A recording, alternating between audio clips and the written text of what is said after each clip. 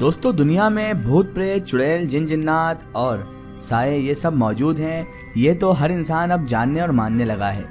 इस टेक्नोलॉजी के ज़माने में इंटरनेट और यूट्यूब के ज़रिए ढेरों कहानी लोगों तक पहुंचती है और लोग इस बात पर अब यकीन करने लगे हैं कि वाकई में ये सब साए, ये सब रूहानी मखलूक़ात इस दुनिया में मौजूद है, जो हमारे आसपास मौजूद तो होती हैं लेकिन हमें इनकी खबर तक नहीं होती।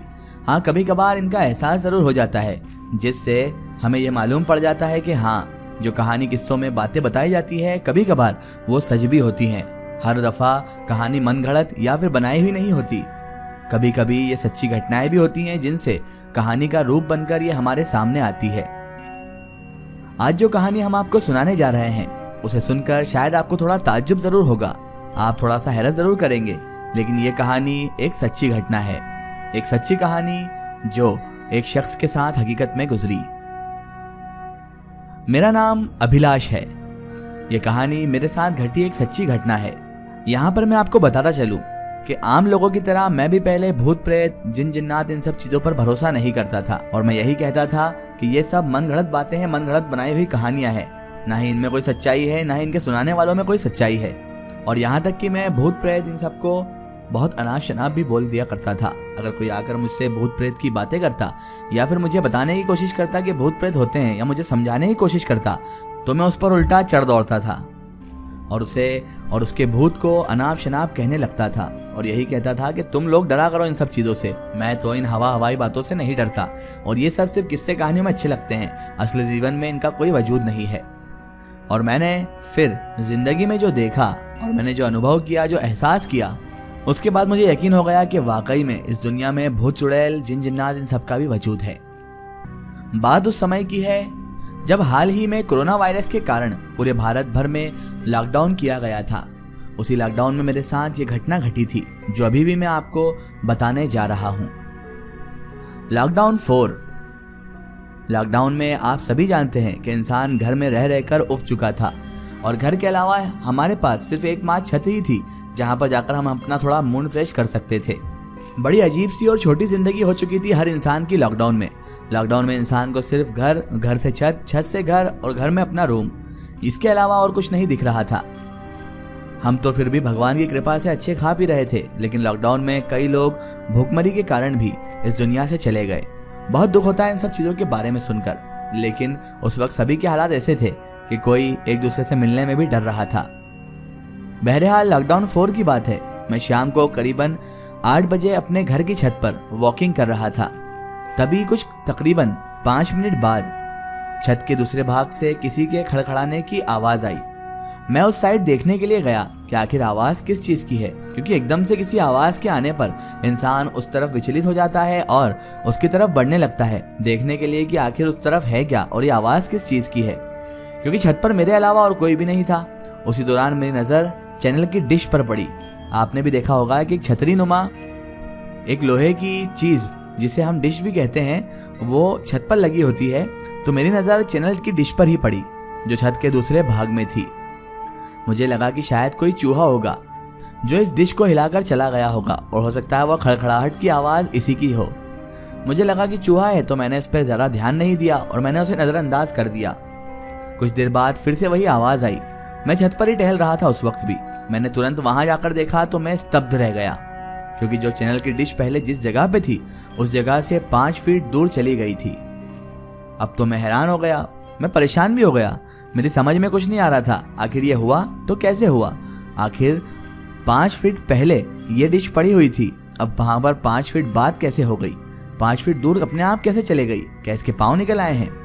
बाद में मैं उसी जगह खड़ा रहकर देखने लगा कि क्या अब मेरी नज़र के सामने ये हिलती है या नहीं। देखते ही देखते अचानक वह डिश अपनी जगह से हवा में तकरीबन 2 फीट ऊपर उड़ी। 2 फीट ऊपर उड़कर अचानक से नीचे गिर पड़ी और अपनी जगह पर हिलने लग गई। अब तो मेरी फट के गले में आ चुकी थी।